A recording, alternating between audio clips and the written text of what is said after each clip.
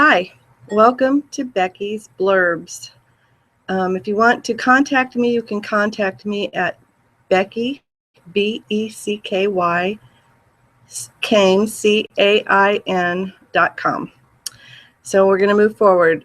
This is kind of a follow-up from yesterday's blurb about leaving the past behind. Philippians in chapter 3 tells us, putting the past behind us, we press forward.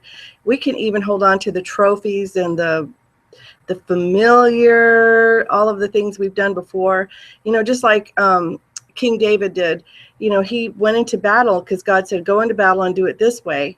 But then he did have enough sense to inquire of the Lord again, to say, even though he's going up the same exact enemy, he had enough sense to not do what he did in the past, but to inquire of the Lord, what do I do this time?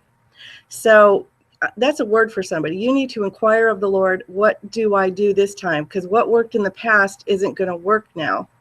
And that is a definite word for somebody listening to me today. So make sure that you inquire of the Lord, find out what he wants you to do, forget what worked in the past, because he's doing a new thing.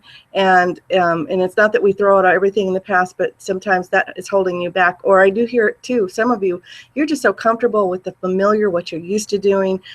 Some of you need to move out of the group that you're in at this time and move into a different group. Maybe you're with a certain denomination. And I'm not saying, denominations are just what they are. We're not going to go into that. But bottom line is, sometimes that could be something holding you back. You need to move into a different group, a different fellowship, a different group of people that are more like-minded, or maybe I hear the word edgy, that will move you forward and press you to moving on. So I was just listening to a song that goes, that was then and this is now. That was then, this is now. So you need to move forward and not rely on the things that worked in the past. Now, there are times we do that, just like when David wasn't king and he had the 5 smooth stones, I can say that, and his slingshot, he used what he was familiar with what worked for him. There are times for that, because that is how God uses you. You're anointed in that area for that particular thing and that particular project.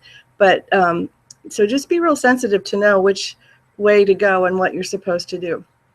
Also, I heard the Lord say today, in addition to moving away from the past and moving into the things of the future, you need to basically speak life. Because one of the things I've been hearing for probably 2 weeks now is that September is the day of open doors. It's the month of open doors.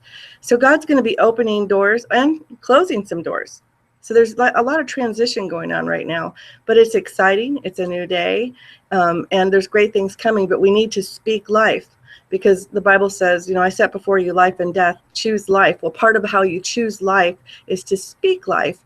And when you catch yourself speaking death, one of the things I do is say, Lord, I command crop failure on that word I just spoke. And I also speak life over the words that I speak that are in accordance with your word and what you're saying to me. So speak life. That was then, this is now. It's time to move forward in the things of God. Today is the first day of the rest of your life. Choose wisely, as they say in some of the little movie things that are going out there, but the Bible says choose wisely. So choose wisely, step out of the past, step into your future, because today is the first day of the rest of your life. And Father, right now I pray for everyone listening to me that they will be able to have eyes to see, ears to hear, a heart to receive everything that you have for them. Father, that you will amplify their hearing so that they can hear even the smallest still voice that you're speaking to them. And that they will know, this is the way, walk in it. And Father, that you lead us into joy's path of righteousness. You lead us into green pastures. You lead us into life. And so we choose life today. Have a blessed day. This is Becky's Blurbs, and just keep tuning in. God bless you. Bye-bye.